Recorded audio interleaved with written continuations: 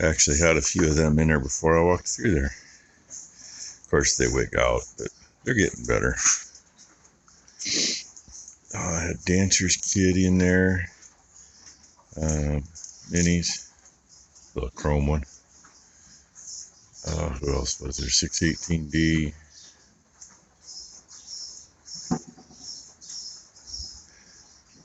Yeah. They're finally getting where when I climb back down, because I climbed down in the hole that one's in. But there wasn't one in there.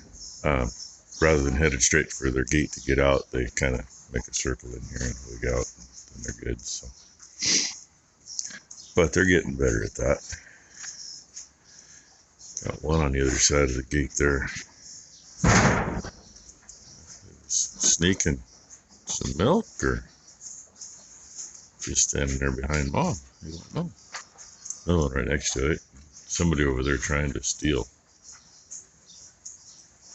Dino's breakfast. Good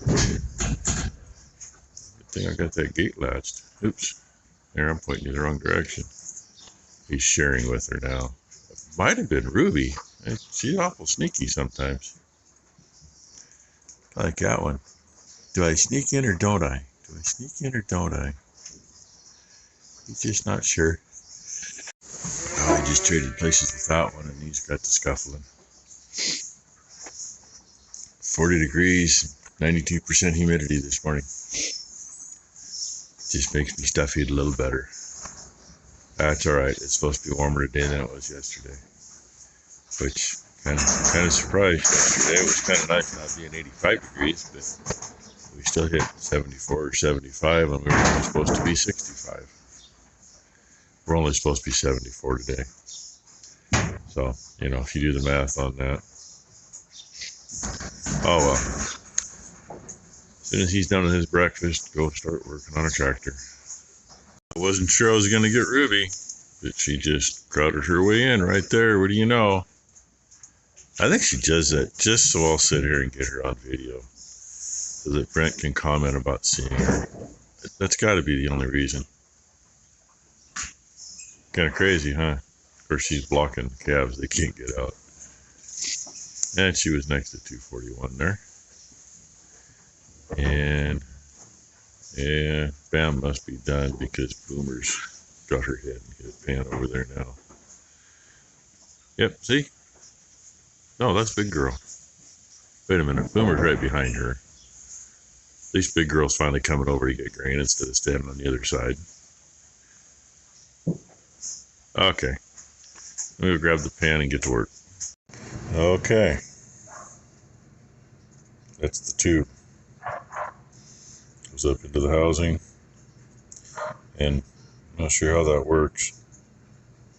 Oil goes back in or oil goes through the filters. And there's the screen. It's supposed to be right here, inside the housing, inside the transmission housing. So, things that make a person go, WTF?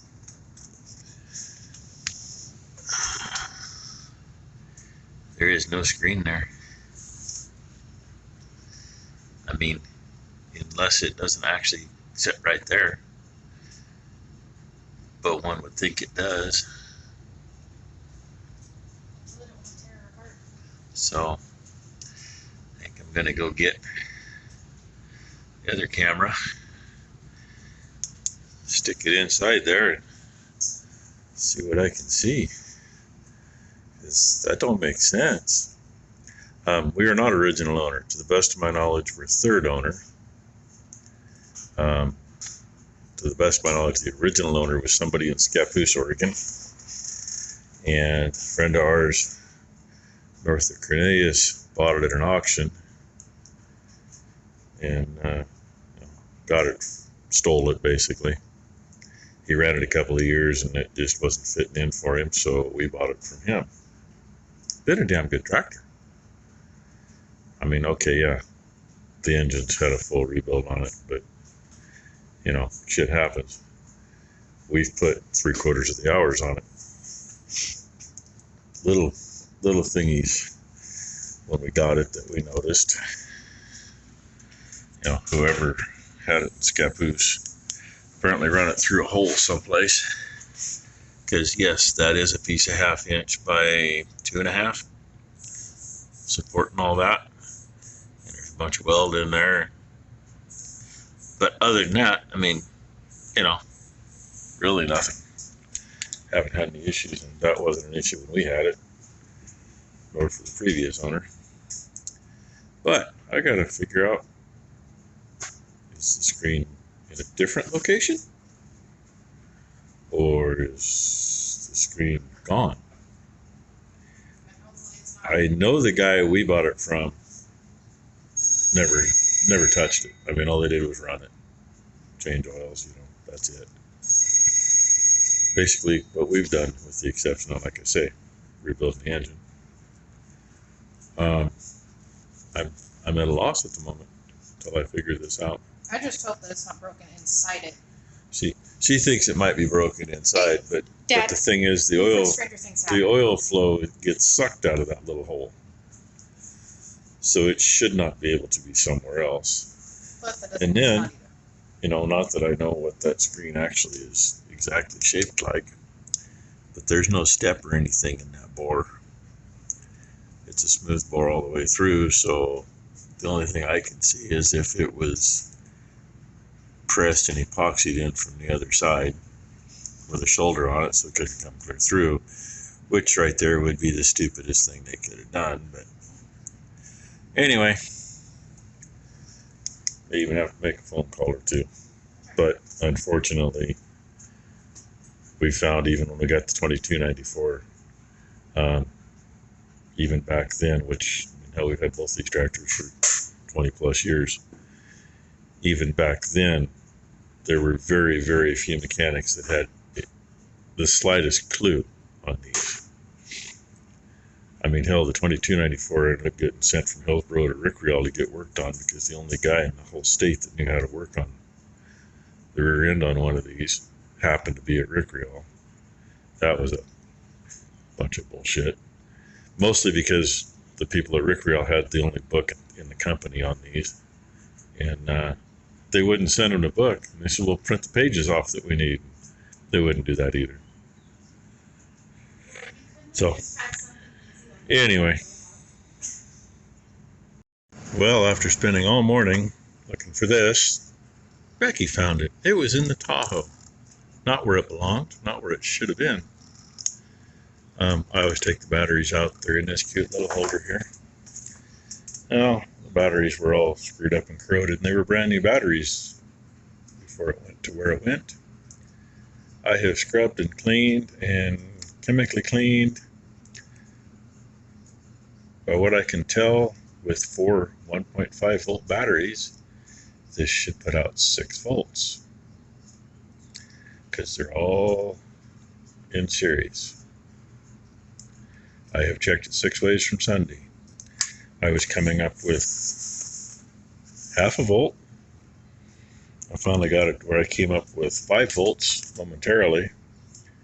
But as soon as I put that in there, I get absolutely nothing. That won't turn on. So it's got to have all 6 volts to do it. And yeah, I guess I just keep cleaning on that. But I need that. Look out, dog, run you over. Because I actually found a video. It's even on YouTube. Yeah, I think we already discussed there's no screen in there. You'll love this. Everything I've seen, everything I've read, says you either pull the back plate off the roof of the tractor that the PTO is in, or you pull the shift plate off. Well, that one video that was put on YouTube 6 years ago, that's a whole 1.5 minutes long, I think it's 1 minute and 32 seconds. The guy is flushing, got a hose going in here, trying to flush it off the screen. See that little round spot right there? That's where the screen sets. You cannot reach your hand to it, nothing. And that suction tube is straight across from right here. So totally makes sense to me, right? Actually, maybe it's straight across from about there. Either way, totally makes sense, right? So I'm hoping that that void goes direct to the screen and I can literally pump diesel in from there and flush the screen out. That's what I'm hoping. And I'm hoping it'll come out the two drain plugs. But what that guy had done was he took this whole back off, which is all that. And you pull the hitch off, everything off on that plate. PTO's in the middle of it. And he's letting it all run out the back. So I'm really, really, really hoping I can do it the way I want to do it, because that's all heavy stuff there. It's in here the wrong way to get anything to lift that stuff off with, and I ain't doing it by hand. So that's my quagmire at the moment. I get this thing to work and I can confirm that that goes straight into the screen. Then I can come up with a pump and start pumping stuff, I hope. Well, after way too much time, I got the batteries to make good contact. I cannot get around the corner. I'm part way around the corner. And that's as far as I can get. I dip down low enough. We go in the oil like that and come back up. But I just can't get the end to whistle around. And yeah, those spots, I mean, it's coated on the inside. So you're just seeing bare spots of metal. Like there. But I can't get it to wrap around the corner,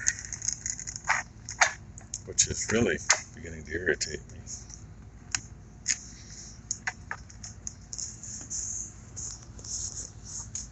Then I gotta be able to get it out too, which is so much fun. But you know, it's gotta get there from somewhere. And something else I noticed is that fitting right there has to come from right there.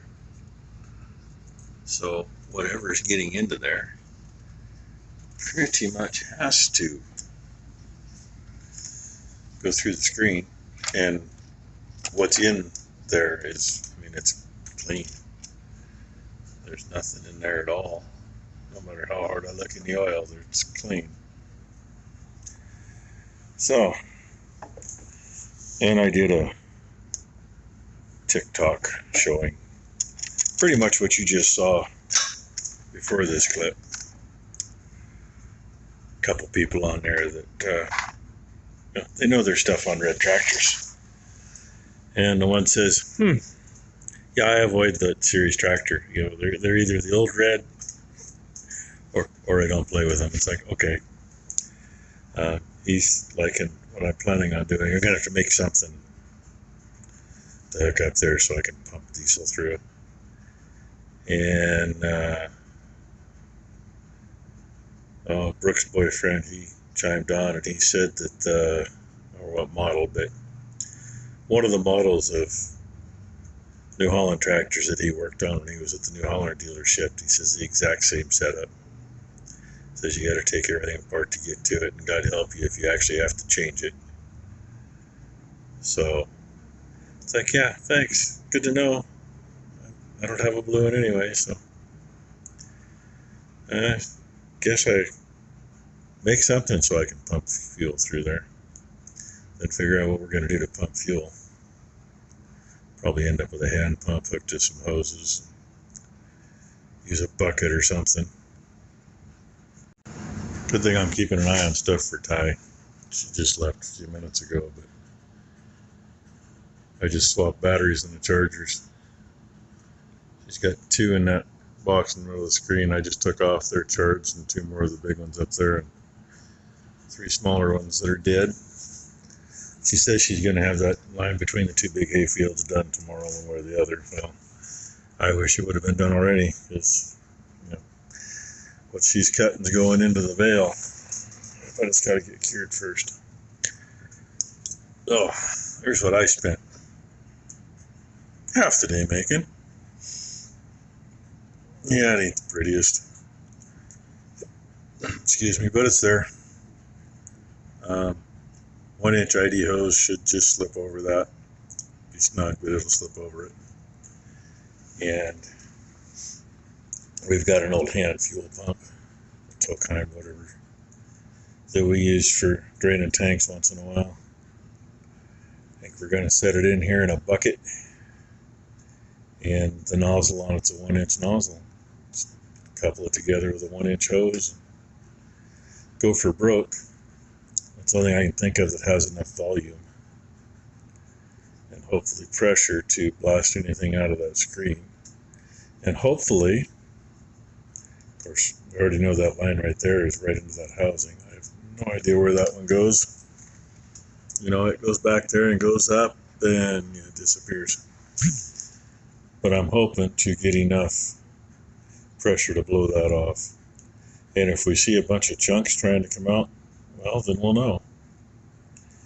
I may still have to pull that shift panel off just so we can actually see it.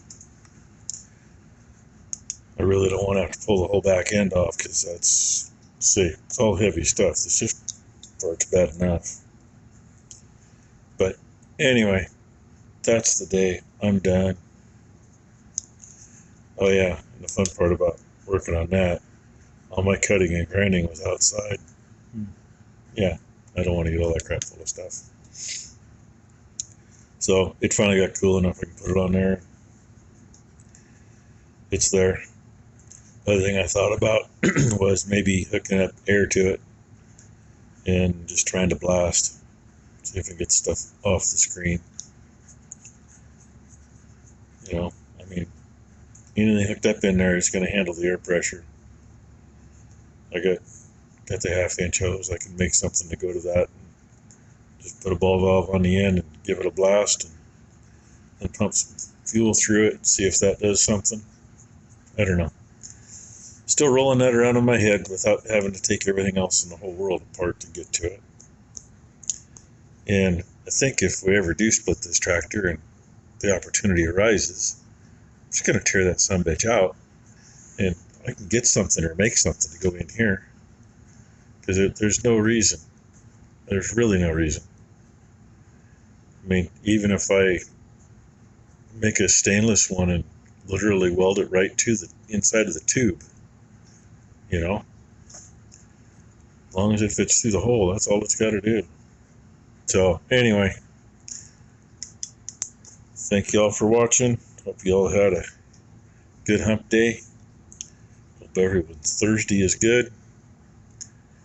And I hear rumor, it sounds like they might induce Brooke on Friday night, like Friday at 5 o'clock or 8 o'clock. I thought it was kind of late in the day, but you know, what the heck.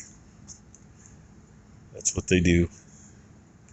I kind of think if she ain't ready then, go another couple days, but you know, she's also supposed to be past her due date. Either way, pretty sure it's going to be a June baby because you know, there's only a few hours left of May.